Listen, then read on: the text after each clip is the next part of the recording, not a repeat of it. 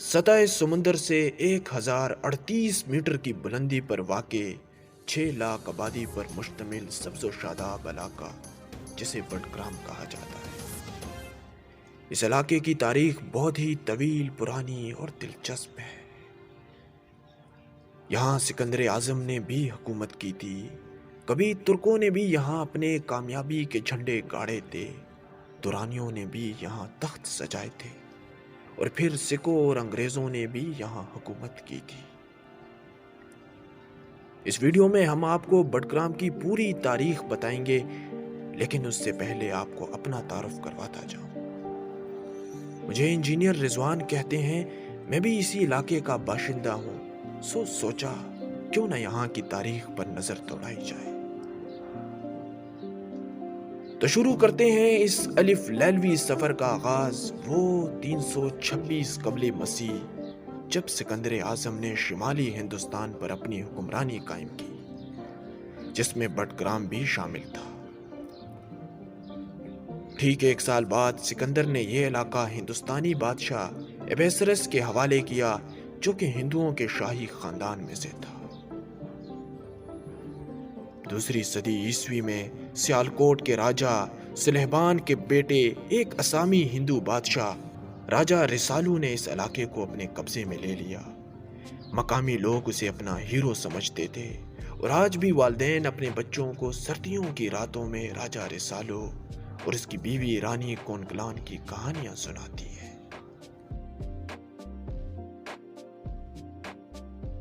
11वीं सदी के आगाज तक तुर्क शाही और हिंदू शाही सल्तनतें बडग्राम पर यके बाद दीगरे हुकूमत करती थी। हिंदू शाही खानदान के हुक्मरानों में राजा जयापाला सबसे ज्यादा मारूफ है। दूसरी तरफ 997 ईस्वी से सुल्तान महमूद गजनवी अपने वालिद सुल्तान सबकतगीन की कायम करदा गजनवी सल्तनत संभाल चुके थे। 1005 में सुल्तान महमूद गजनवी ने बडग्राम और आसपास के इलाकों पर हमला कर दिया, जहां राजा जयापाला की हिंदू शाही सल्तनत कायम थी। गजनी के सुल्तान ने ऐसा ताबड़तोड़ हमला किया कि पहले ही झड़प में हिंदू शाही सल्तनत को पिछाड़ के रख दिया और यह इलाका फतह कर लिया। ताहम इस बात का कोई तारीखी सबूत नहीं कि सुल्तान महमूद गजनवी ने कभी बडग्राम का दौरा भी किया या कभी वहां से गुजरे हों।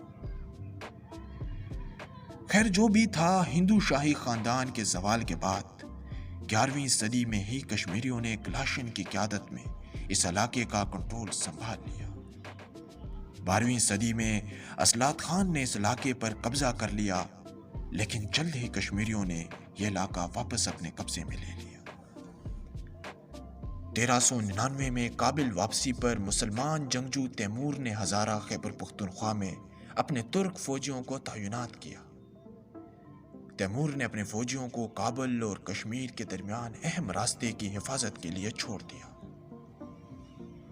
1472 तक शहजादा शहाबुद्दीन काबुल से आए और इस खित्ते पर अपना राज कायम करके सल्तनत की बुनियाद रख ली, जिसका नाम पाक हली सरकार रखा गया। गोली बाग के गांव को अपना दारुल हुकूमत मुंतखब किया। फिर मुगल हुक्मरानी के दौर में मकामी तुर्क सरदारों ने मुगल अथॉरिटी को तस्लीम कर लिया। दर हकीकत मानसेरा ने कश्मीर को बुनियादी रास्ता फराहम किया था और शहंशाह अकबर कश्मीर के सफर के लिए सबसे ज्यादा यही रास्ता इस्तेमाल करते थे। 18वीं सदी में इलाके के सवाती और उनके इत्तेहादी अफवाज की बढ़ती हुई जारहियत की वजह से तुर्की का राज खत्म हुआ। सवातियों ने तुर्क पर फैसला कुन हमला 1703 में किया, जो उन्होंने सैयद जलाल शाह के साथ मिलकर साजिश की थी। हुआ कुछ यूं था कि सैयद जलाल शाह, जिसको इलाकाई लोग जलाल बाबा के नाम से जानते हैं, वो तुर्क खानदान के आखिरी हुक्मरान सुल्तान महमूद खुर्द के दामाद थे। जलाल बाबा ने सुल्तान की गैर मौजूदगी का फायदा उठाया, सवातियों के साथ साजिश की और उन्हें पाकली सरकार पर हमले की दावत दी। یوں وہ ترک سلطنت جس کی بنیاد شہزادہ شہاب الدین نے رکھی تھی، اس کا تختہ الٹ گیا۔ اس طرح سواتیوں نے ترکوں کو بے دخل کر دیا اور اس علاقے پر قبضہ کر لیا۔ یاد رہے کہ اس ترک خاندان کے جان نثار آج بھی ہزارہ کے مختلف حصوں میں بکھرے ہوئے ہیں، جیسے مانسہرہ، ایبٹ آباد، ہری پور اور بٹگرام وغیرہ۔ ترک کا تختہ الٹنے کے بعد اس علاقے میں ہر قبیلے کا سردار اپنے قبیلے پر حکومت کرتا تھا، یعنی کوئی مجموعی حکومت نہ تھی۔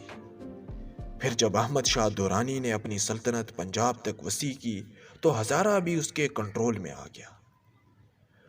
درانی نے مقامی قبائلی سرداروں کے ذریعے علاقے پر حکمرانی کرنا دانش مندی سمجھا، لیکن اس میں وہ زیادہ دیر تک کامیاب نہ ہو سکا۔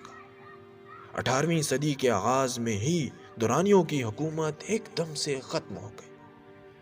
درانیوں کے خاتمے کے بعد بٹگرام سکھ راج کی زد میں آ گیا۔